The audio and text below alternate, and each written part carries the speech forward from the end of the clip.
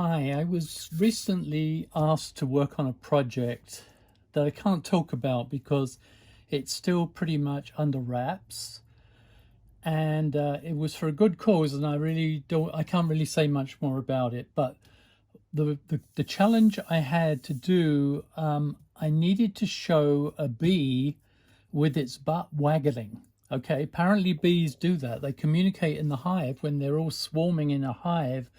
They waggle their butts or waggle their butts to communicate with each other, and in ways that we don't know. But this was a theme of a bit of animation that I wanted to take on. Now, what you're looking at is the final drawing. In other words, everything you see color-coded here, I built on layer by layer by layer, and I can't show you the original layers except on video where I tested them. But imagine just the blue line here is my first stage, okay? The colors and all the other lines I've added, and I'll explain that in a minute. But the first thing I wanted to do is I wanted to give the bee a kind, because this goes to music, so I wanted to give the bee a kind of bouncy feel. So the first thing I did was create the first pose. Now, the butt swings over to this side and becomes the final pose. Okay, this is a cycle action. It's not doing anything else except bouncing on the beat, and as it's bouncing on the beat, it waggles its butt. All right, that's what the challenge was, and I really enjoyed doing it because I was able to use a technique called stagger, which I'll explain to you, and that's what I'm trying to do right now. So stage one, however, was, remember, just the blue drawing, that pose and that pose, because that's the two sides of the bounce. It bounces from one side to the other like that. Now, the first thing I had to do was to create a very symmetrical key and lock down these feet positions so that when it goes to this side, the feet are locked down in the same place. Really important that, because otherwise your feet are sliding. If you just draw a random drawing here and a random drawing there, the feet will slide, and that's not good. Basically what we want are the feet to be anchored. So once I did those two key drawings and just flipped them like that and said, yeah, that's more or less my parameter, that's more or less beginning and end for me, I now had to do the down beat. Okay, so I created this in-between, not an in-between, it's a breakdown drawing, halfway position. And so it went from there down to there, up to there. Let me put it on in order and you'll see what I'm talking about. So it goes from there to there to there and back again. I repeated the action backwards. I designed it in a way that I just needed to animate it to one side, and then I reversed the drawings to come back the other way to create the loop action. So these were my three major key positions, okay? Now the first thing I did was test that, because before getting into the waggle part, the stagger part, is a lot of work. You can see there's a lot of work in each drawing. And I wanted to know if my foundations were right. So I just did a blocked out pose test of these three positions working out. And when I was happy with them working out, I put some in-betweens in. Now, let me talk about in-between. So you can see here, this is the chart I made. So drawing 1 is this one, drawing 11, drawing 21, okay? That was my parameter, and this is my chart. And what I wanted it to slow out. In other words, accelerate from that first position, hit speed at the middle position, and then slow in or decelerate when it got to there. So what I divided the keys into that breakdown position, number 11, which you've seen. And then from there, I in between it. So from there to there, number 9 was there. From there to there, number 7. From there to there, number 5. Finally, from there to there, number 3, okay? And then I did the same thing the other way. From 11 to 21, 13 was the first in between. When I had 13 and 21, 15. When I had those, 17. When I had those, 19, okay? Now ignore these even numbers for a minute. We'll come back to those. So then I put in those basic odd number in-betweens and tested it. And I shot them on twos, in other words, each drawing for 2 frames of film. And I shot them as a pencil test. And here's the pencil test that I shot. Okay, so once I was happy with the basic side-to-side bouncing action, which the pencil test confirmed that, with a little bit of adjustment, but I got there in the end, then I had to consider the butt waggle, okay? The stagger action. And to do that, I used these even numbers as in-betweens, and I in-betweened everything except the butt area. Now for the butt area, what I did was, on number 2, for example, I made the butt turn away. So if I find you drawing number 2, I had all the even numbers have the stinger pushed to the left, like that. See that? So 1, 2, 1, 2. So what's happening is the butt is doing that all the time. So the number 1 drawings, or sorry, the odd drawings represent the stinger this way, and all the even numbers represent the stinger that way. And I just had to rotate that butt area to reflect that as it goes through. Now, as it gets nearer to the center, however, or the passing position, number 11, I evened it out a bit. So it was the most extreme on the far ends of each swing. But as it came down to the middle, it almost reached, in fact, 11 is the same center point for both sets, the odd numbers and the even numbers. But what it meant was that as it was going from this side to the middle, it was going big, getting less, and then when it was going from the middle to the other side, it was starting less and then getting bigger on that side. So it meant that I had a complete set of outline drawings. Once I'd done all the in-betweens, the even numbers, I had a complete set of outline drawings in blue and tested that.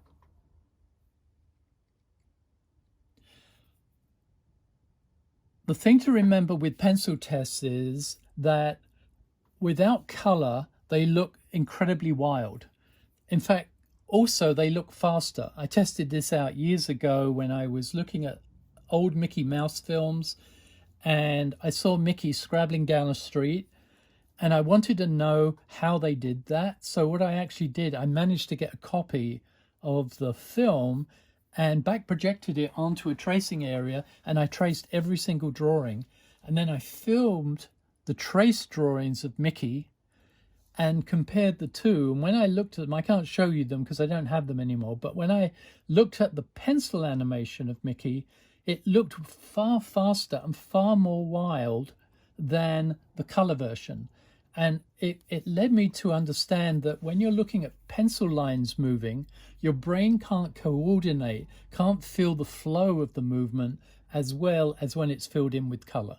Okay, so it's inevitable that whenever you look at pencil tests, you've got to remember when it's colored, especially something really wild like this staggering action I was putting in here, it's only when the color's going to come in that you see the real final effect of it. It's going to look a bit crazy. So when I saw my stagger pencil test, at first I thought, oh, I've overdone it. And then I reminded myself, no, once it's got solid color in there, it's going to be different. Unfortunately, I can't show you the color version because I have done the color version, but I can't show you it because of everything's under wraps right now, and it might be a month or two before it is unwrapped. And I'll come back to it when that happens, and I'll show you the color version. But I thought, from animator to students or fellow animators, I want to explain how the use of staggers can be so valuable. So once I had a pencil test of the stagger and all the in-betweens working fine, the action from there to there working fine, I then worked out, okay, I now have to do the stripes and things like that in relation to the animation. So again, what I did is I draw the stripes where the stinger was. I draw the first circle there, and then I created a white band Then I created a red band, shaded it in, then the beginnings of another red band. Then the left hand side of this section was a dark band, and similar with that one. And so I started shading in the bands, the color bands. I didn't need to color the white. I just needed to define where the lines were. And then when I did the number 2, so that's the number 1 version of this. Number 2, it's rotating from side to side. So this band and this band and this band had to rotate as well to create a greater effect of all that. So you can see that I went through and worked through all my drawings. If I show you just some, these are the odd numbers in between. I don't know if you can see them flipping, but you can see that I went through the whole thing and worked out where the bands are, the striped bands are. And I did the same on the 2s as well to get the effect of the color moving, or the anticipated color moving when it was going to be painted. Then I wanted to add further things. Once I got the bands going, I wanted to add an undershadow of the body. So using, a purple pencil so that I can define it much clearer, I created all these undershadows. And again, the undershadows are not moving so wildly as the stripes, because the undershadows are common to the basic geometric shape of the bee design. So that was pretty common to all of them, and I had to work through, but I did test it to see what it was like as I worked through each stage. And then once I was happy with that, I decided to put ground shadows under the body, moving from side to side, which I can't really show you until they're done in color, or I can show the color version of it. But trust me, as this shadow here, underbelly shadow, casts down onto the ground and creates a shadow here, and as it moves to that side, so the shadow animates to that side. So the shadow is doing that on the ground at the same time, reflecting what the underbelly shadow is doing. And then the final thing, I wanted to put a little bit of gloss onto the character. So these ones I created highlights, so as if the light was above, which it is suggested by these shadows. I then had highlights of where there might be a bit of a sheen on the body to give it a slightly glossy look. And so I animated those and tested those. And basically they were my decisions. And it arrived at the animation I've already showed you that I was very pleased with. And I just wish I could show you the color version, because it really comes together with the color version, but I will show you it when I'm able to, all right?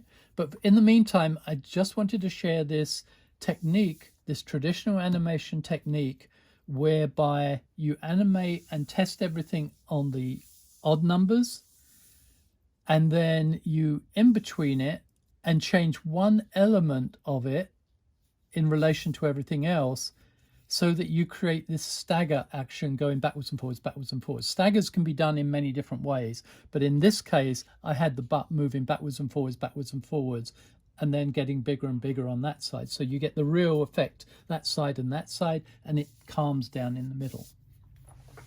Okay, so I filmed the whole thing on ones. So in other words, 1, 2, 3, 4, 5, each one was on ones. That was to coincide with the music beat I'm working to. So what I do is when there's a beat on the music, I make sure that the down position hits on the beat. It's always good to have the down position. If you've got a funny walk, like a Mickey Mouse double bounce walk or a bouncy walk, always the down position on the walk should be on the beat. All right, wherever your beat is on the music, make sure the down position hits that. Or even better, test it out. Sometimes if you come down on the beat 2 or 3 frames ahead of the beat, it actually syncs better than if you're exactly on the beat. Sometimes when you sync exactly on the beat, it feels late, all right? But if you anticipate it by 2 frames, maybe 3, sometimes bigger, but just anticipate it by a couple of frames, you'll find that the synchronization is there. So He comes down on the beat, boom, like that every time. And that's basically it. Staggers are not, it didn't actually take me too long to do. It might sound horrible to other people, but I think to get the basic pencil work done, it was 8 to 10 hours. I didn't time myself, but I'm guessing it was 8 to 10 hours to come up with all these there's 22 altogether, final drawings in readiness for the inking and then the scanning. The inking, I like to ink on paper, and if I can show you one inked drawing at least, that's what I ended up with. I inked it on paper with a 0.5. I use these micron pens. I like these micron pens, and I use a 0.5 for all of it. And then I went round the outline because it wasn't standing out enough, and I wanted a bit of bite to it. So I used a thicker pentel pen. I think these are pentel pens, whatever they are, but a thicker thing. And I just took all the way around the contour. I blackened it in, and that allowed me to have kind of a solid looking character, but with fine lines within it for showing the coloring areas. And then I can't show you the coloring, but just for software aficionados out there, I imported all my scanned line drawings into my favorite program of all, and it doesn't exist anymore. So guys, you can't buy it, but it's absolutely the best program to work with for me, for what I do, and especially for teaching. When I'm teaching students, Toon Boom Studio was the best program ever made by Toon Boom for teachers and for basic animation. Now with Harmony, once they brought out the original Harmony, they ditched Studio, and it was the worst thing as a teacher, from my point of view, and even as a professional animator, is the worst thing they ever did, because it's so easy to use. Toon Boom Studio, I could teach it to students in a class, in one class. Harmony, you can't do that. You have to spend many classes trying to teach them the software, and you don't even get to teaching them the animation movement. I'm totally focused on how to do the movement, how to use building on the knowledge of the past and bring it into the present and moving it into the future. And that's, for me, that's still done on paper. No AI here. No AI here. Notice, everyone, AI, I'm sure, is going to be a tsunami in the industry, but it doesn't in any way approach what the handcrafted approach can do. Unfortunately, people won't pay for the handcrafted approach because it takes longer. It needs more investment in training and everything, and it's never going to happen. But I love it. I will always love it, and I think I get better results, because I don't think anyone using AI will get the same effect. And there's something about animation when it's hand-drawn. It's not, if it's done well, it moves well, but it has soul to it. Digital technology does not have soul to it. You might bring soul and empathy and subtlety and I don't know, emotion into the story you're telling, but the actual art is always better when it's hand-drawn, because every line is an emotion you're feeling. Every line is a judgment call, whereas with technology, it blandly makes everything look the same, or look plastic, or doesn't have the inventiveness of putting in a stagger. It wouldn't even know how to put in a stagger. You could program it for probably 100 hours and eventually get there. But when you think 8 to 10 hours, I did this and it looks really good, I think. But anyway, I wanted to share all that with you. I wanted to share a little bit of my passion for drawing and a bit of my knowledge from the ancient. And I learned all this from the greats of the past. And the principles of the past are all worth knowing, trust me. Whether you're working 2D, 3D, stop frame or anything, learn all those old principles that they did with hand drawing, because by drawing it, it's the hardest way, but it's the way you most surely learn. But then you can apply, once you know those techniques, you can apply them in any direction you want. Any direction you want. but I wanted to share with you my love for traditional hand-drawn animation on pegs, on paper, using pencils and ink, etc., etc. Because I think you get better if you can have the time and you've got the knowledge and you have the opportunity, you get a much better result in the end for your animation. It takes it to another level, in my humble opinion. Okay, hope this is useful. I will definitely come back when we get to the coloring release, or the project release that involves the color work, and then I'll talk to you about the color work then. Okay, hope this is useful. Let me know if it is.